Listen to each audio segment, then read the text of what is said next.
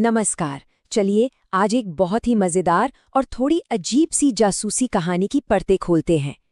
इसका नाम है गायब होते मून पुडिंग का मामला।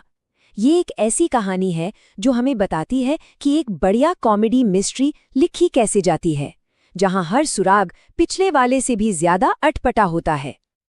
तो इस सवाल का जवाब पाने के लिए चलते हैं क्रम्बली क्रम्पिट नाम के एक बड़े ही निराले शहर में।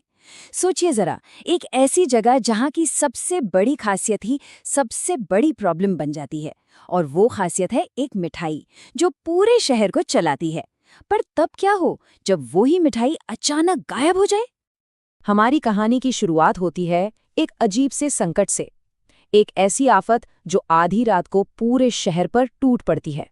और ये आफत मीठी होने के साथ साथ काफी चिपचिपी भी है।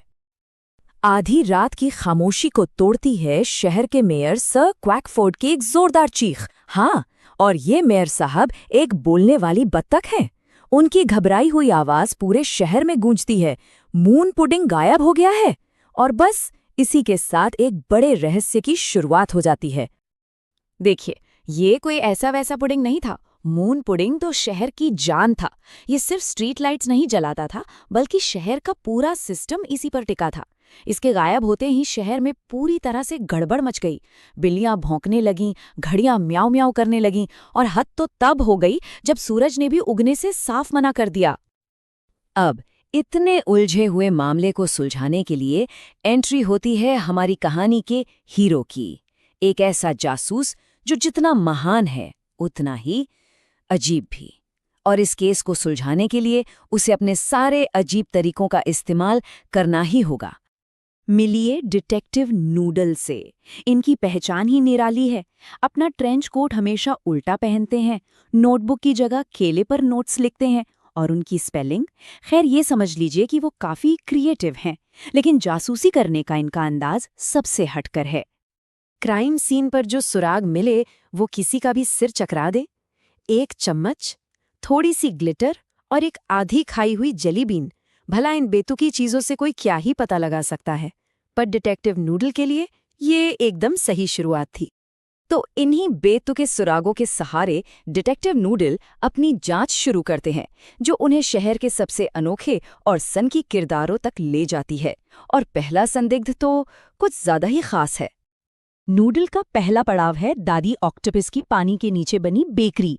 वो ऐसी ऐसी चीजें बनाती हैं जिनके बारे में कोई सोच भी नहीं सकता, जैसे समुद्री शैवाल की पाए और बबलगम सूप। अब सवाल ये है कि क्या ऐसी रसोइया सच में पुडिंग चुरा सकती है? जब डिटेक्टिव नूडल उनसे पूछताछ करते हैं तो दादी ऑक्टोपस एक हैरान करने वाली बात बताती हैं। उन्होंने पुडिंग को चुराया तो नहीं, लेकिन उन्होंने उसे खिलखिलाते हुए सुना था। एक खिलखिलाता हुआ पुडिंग? ये क्या बात हुई?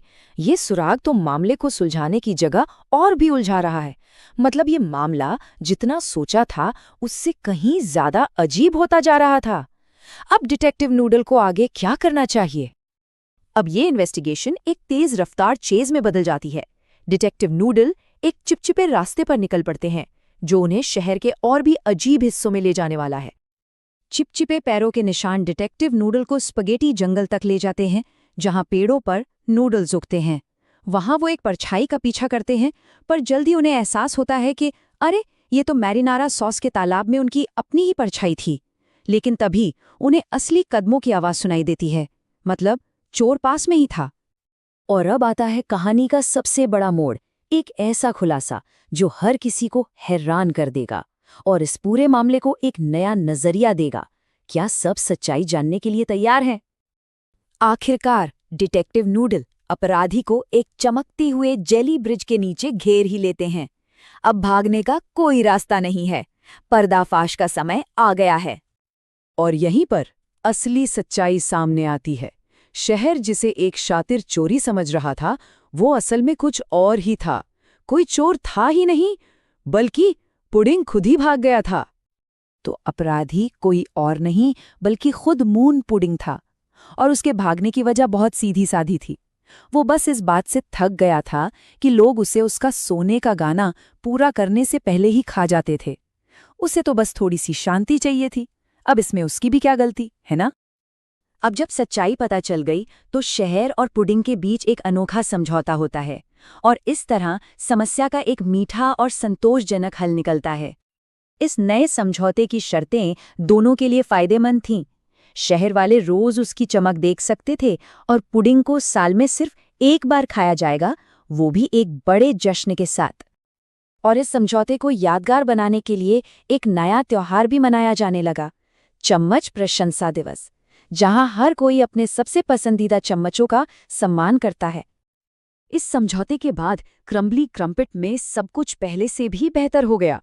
मून पुडिंग खुशी खुशी गाता हुआ लौट आया, सूरज फिर से उगने लगा और मेयर साहब ने मैश किए हुए आलू के कन्फेटी के साथ एक शानदार परेड भी निकाली। और हमारे हीरो डिटेक्टिव नूडल, उन्हें भी अपने बेहतरीन काम के लिए एक शानदार इनाम मिलता है, एक सुनहरा चम्मच, जिसका वो फौरन जेली बीन्स खाने के लिए इस्तेमाल भी कर लेते हैं। एक जासूस के लिए एकदम परफेक्ट इनाम। तो एक भागती हुई मिठाई की ये मजेदार कहानी सिर्फ हंसाती ही नहीं है, बल्कि ये भी दिखाती है कि एक बेहतरीन कहानी कैसे गढ़ी जाती है।